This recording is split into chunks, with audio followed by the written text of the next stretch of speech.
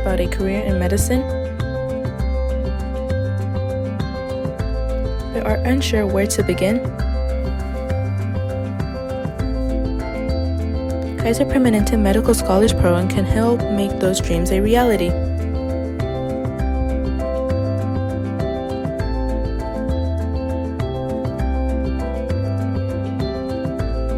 For many community college students, the path to medical school can appear complicated, rigorous, and unattainable. And recent studies show that the percent of minority students who were in pre-medical track decreased by the time they apply for medical schools.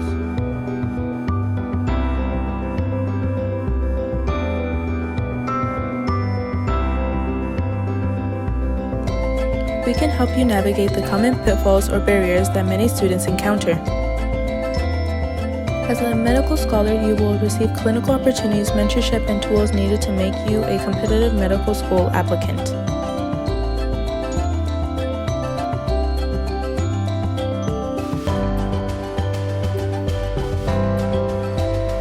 From day one at Napa Valley or Solano College, we will develop a personalized educational plan and pair you up with a peer mentor and tutoring services that can help you assimilate to life as a college student.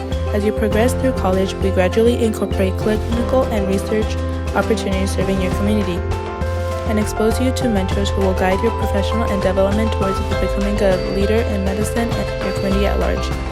By the time you're ready to transfer to a 4-year college and apply to medical school, you will have all the clinical, professional, and academic background necessary to make you stand out among other medical school applicants. Contact us today to begin your journey.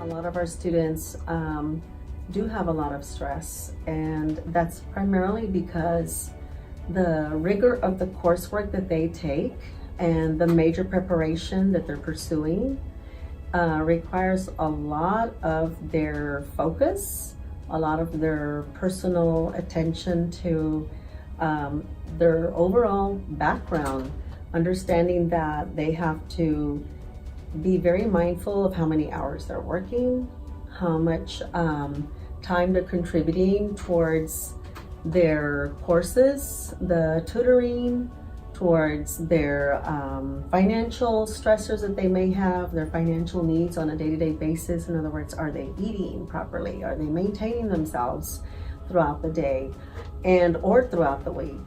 Are they connecting with the professors? Are they connecting very well with their families at home? Because that's primarily the number one place that they end up either going home to, right? When they go home, that's their place of safety.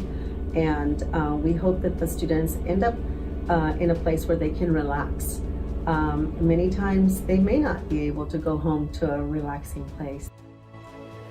So, one of the major things that I see a lot of, not just MESA students, but I see it around family, stress, pressure, sometimes they're first generation students, sometimes they're undocumented students.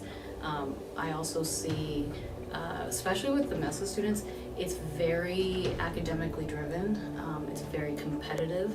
So what happens is that they don't want to speak up about, well, I'm having these issues, because then what ends up happening is, well, I'm not living up to the potential. How come everybody else is moving forward, but I'm kind of stuck? So that's a lot of what I'm seeing. Family, work, school, and a lot of social stress around romantic partners and just how to be social around not just this department, but in general. So. I have a lot of financial stress.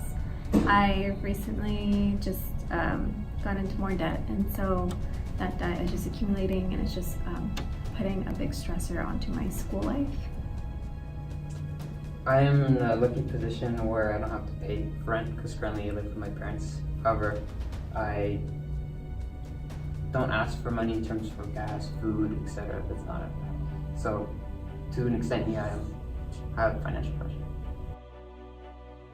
Due to those financial stressors, my entire family is also struggling with finances. So just being at home, there's a lot of anxiety and stress just build up. Because since I'm home and not like at a university away from home, I have constant favors, like he's taken here and there. I have like an older brother. I'm trying to keep up with passing grades, or even just exceeding well in grades in school. It's just really hard to balance. If I'm stressed, that means I am at distress and my full attention isn't there. So it can definitely stir away from more progress in school. Having stress can be good, like to be better at your class. Like if it's causing you stress, you're constantly thinking about it, so that means you're more prepared for when you get to school.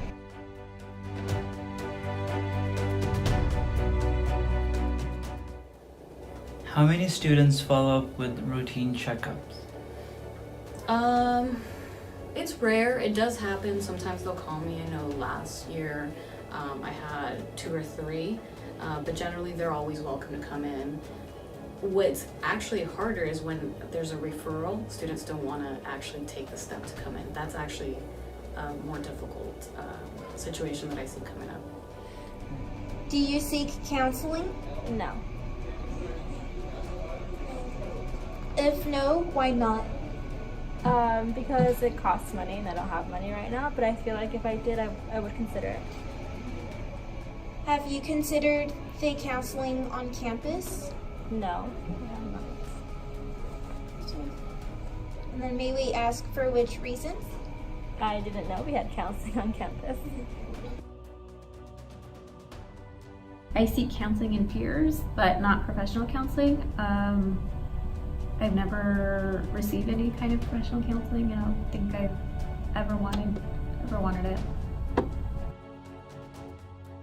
The way I guess I was raised, it's hard to ask for help. And it's not that the school doesn't do a good job of knowing that there is counseling, because I know it and I've heard it several times. It's just, I think me personally, I decided not to. I have used some counseling for stress, but it still doesn't fully take away the stress.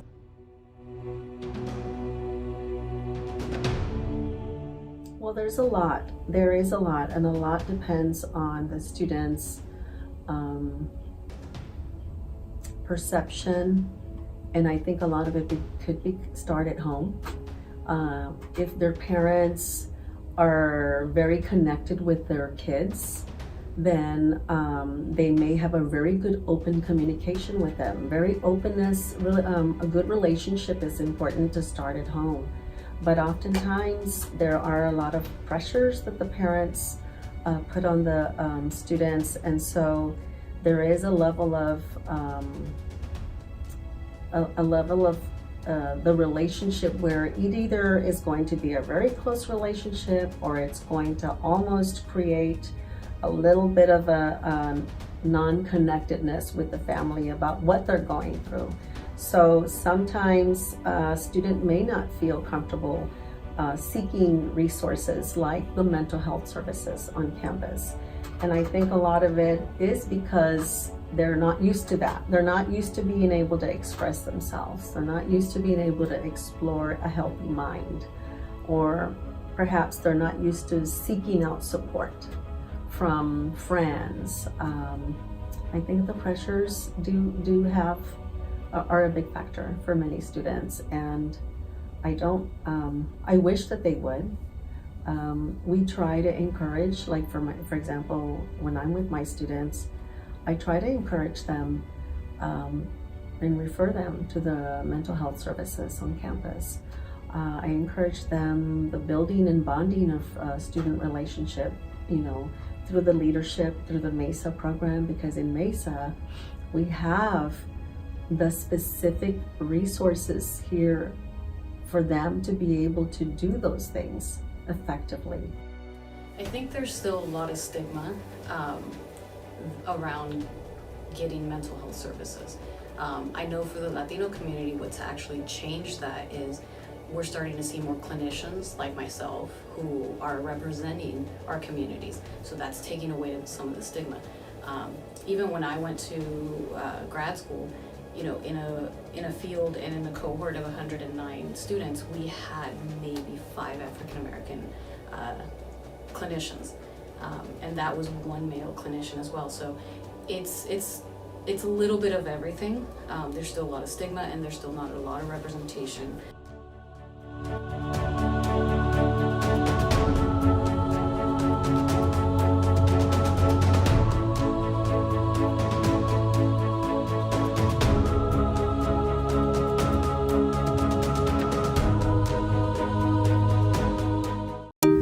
The hard part, I think, for an alcoholic addict is to tell them, I'm an addict.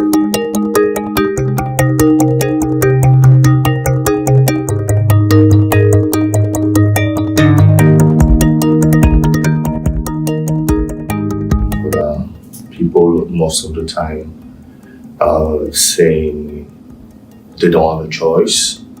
Some of them say they just grow up in this environment. They just follow the group. It's a peer pressure, and as soon as they started, they didn't find a way to get out of these drugs. Around 14, I started drinking that stage. I think it was to fit in. I didn't have the easiest home life, so I think it was to numb some of the pain. I got when I was 16. It was on my own. I think a lot of it was just kind of covering up and hiding feelings that were way too much for me to handle by myself. The root of the substance abuse start on the early age. They've been abused physically most of the time, mentally, and sometimes they feel depressed. Depression is more related and connected to that also, from my point of view. They feel depressed, they overwhelmed by anxiety.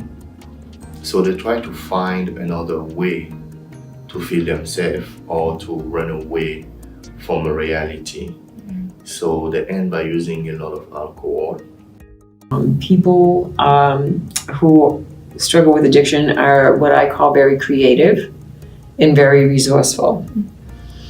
So they will go to extreme measures to hide. I was admitted. I was admitted to jail. I was admitted to prison. I was admitted to state hospitals. I was admitted to recovery programs or mental state places. And so I was admitted because of my irregularities. So how do you come from it? They had to admit me, now I have to admit there might be something wrong with the problem, which is me. Okay. Drinking. It took me almost dying from alcohol to get scared enough to start going to AA and start getting help. Alcoholics Anonymous does is they say you reach your bottom. You reach a place of, you really start looking at where you're at, your shame, your insanity, your uncomfortableness, your discontentment, and then you don't find a solution to your problem or you don't see a problem. And so that's when you start saying, I think I need help. In every community, there tends to be numerous meetings. So for instance, somebody could go at first thing in the morning. If they're an early riser, somebody could go to a meeting, 6 o'clock, 6:30. There's usually meetings throughout the day. There's events after meetings. People go for coffees. They do special holiday events. They like to have a good time. Barbecues, camping, movie nights. Just it's a fellow. It's also that's a very part of the community because they are in essence a social recovery community.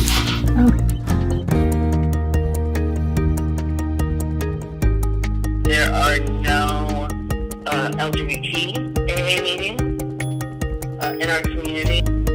There are few resources for people who are like on Medi-Cal. They're limited, and if their person doesn't have insurance coverage or private funding, then chances are they're going to wait a very long time. And the problem with that is if you have somebody who's maybe just suffered a significant consequence of their using and they're motivated, and then you say, we can't place you for 6 weeks, or you have to come up with $10,000 to enter our program, we lose them.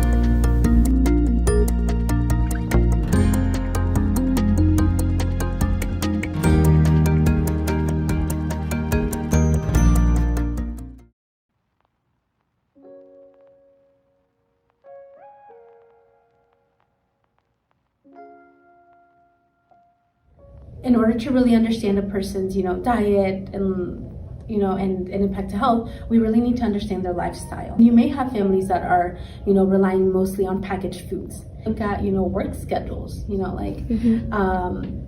data is out there that, individuals that have to work night shifts are eating a lot of those packaged foods. That's going to have a negative impact on your diet. That's probably going to increase your weight and, impact your likelihood of being obese, having diabetes. Like foods that are packaged is like, it's basically one, it's cheap. Two, you really don't require skill of you don't require skill to cook it, actually cook it. And three, you can just put it in the microwave and boom, it's done. Oh, quick, easy meal. And four, let's say you're in a rush, you can just buy a packaged meal and just put it in the microwave. It's way better to cook your own food. And hey, you'll learn how to cook. It's okay. I mean, you don't always have to be perfect at first, but that's why you learn. You make mistakes. You learn from the mistakes, and you grow. And depending on how much time your doctor is actually taking to talk to you about your diet, and even just getting to know you and understanding, where it is that, you can even improve your diet, because again, depending on the individual, that can look so different, food. So you can be a medical provider and tell them, you need to eat this, this, and that.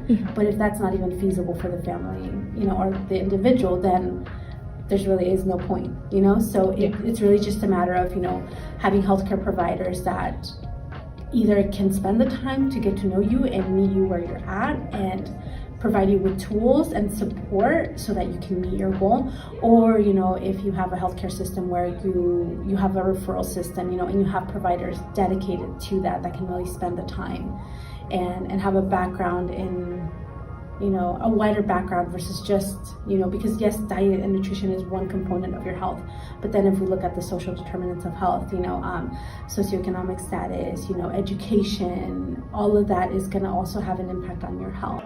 When we were growing up, just mainly Burger King for the main diet when I was anywhere between like 4 to 8 or I don't even remember. That was a big part of my childhood, but no, it wasn't. It's just mainly because we're in a tight pinch and that was cheap. Now that we better on our feet, more fruits and vegetables for sure.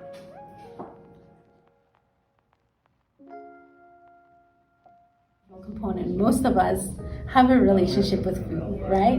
And there's celebratory foods, there's traditional foods. So we also want to honor that. So again, and it also depends on what the weight loss goal for that individual is. So unfortunately, there's not, a one size fits all, that if you're obese, this is the diet that you need to follow. And if you have diabetes, this is the diet that you have to follow. Because again, we just need to look at the person's overall lifestyle. We need to look at what that person's medical conditions are besides, is it just the diabetes that we're working with? And if that person, has diabetes, what are their glucose levels looking like throughout the day? You need to learn about, what that person enjoys eating.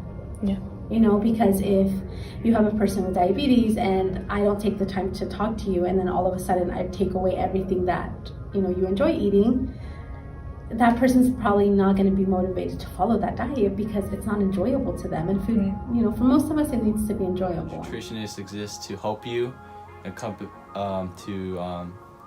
to adjust to your lifestyle of what you eat. So a nutritionist always plays a big role to your life or your food life, what you eat. That's pretty much it. But long term, you're not usually able to be so drastic with your diet changes because you start missing the things that you love, right? So that's why I usually like to approach it more from, okay, where can we make small gradual changes that you're gonna be able to do for the long run, you know? And we wanna build these into your life so that they're enjoyable, right? So that it doesn't feel like a sacrifice, because no one wants to feel like we're punishing ourselves, you know, or we're being, you know, deprived of something. You know, if I'm having dessert after every meal, you know, like maybe one of those desserts, I want to replace them with like a piece of fruit, you know, then it doesn't seem like such a drastic, you know, compromise, and it doesn't seem like a punishment, you know, because you also want to be kind to yourself, and as a, you know, provider, you also need to be kind to that person that, you know, food, for most of us, it should be enjoyed. And if we enjoy something, we're more likely to be excited about and want to do it than if it feels like a punishment. A lot of Latino diets, you know, we don't always include vegetables as a large component of our diet. A lot of Latino diets tend to be, you know, really high in, you know, carbs and proteins, but then we kind of leave out the veggies. So I think if anyone wants to improve their diet, is, you know, kind of look at what you're eating. If you're lacking vegetables, that's usually like the biggest bang for your buck, you know. Like say apples, you can eat an apple a day. It's a lot cheaper. You just go over there. But it might seem more expensive than the Burger King. But whatever you have left, whatever your leftovers you have, you can save for the next day. If you put your hand in the game and you think smart about it, yeah, it can last a while. Heck, a lot more than Burger King. Once the fries are cold, they're done. Good luck eating those. Yeah. They don't taste the same. For example, you're having a big dinner, I think that would be the biggest bang for your buck, right? Start with your dinner, you know, replace a little bit of that plate with a vegetable, you know, and if that's gonna take the place of, you know, some of your carbs, your rice, your tortilla, that's gonna be a good place to start. Just usually ask, hey,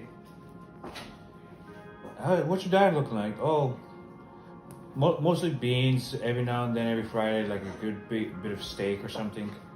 And every now and then some sushi. Oh, you need to cut back on the steak, but yeah, eat some more sushi. Have at it. Usually like that.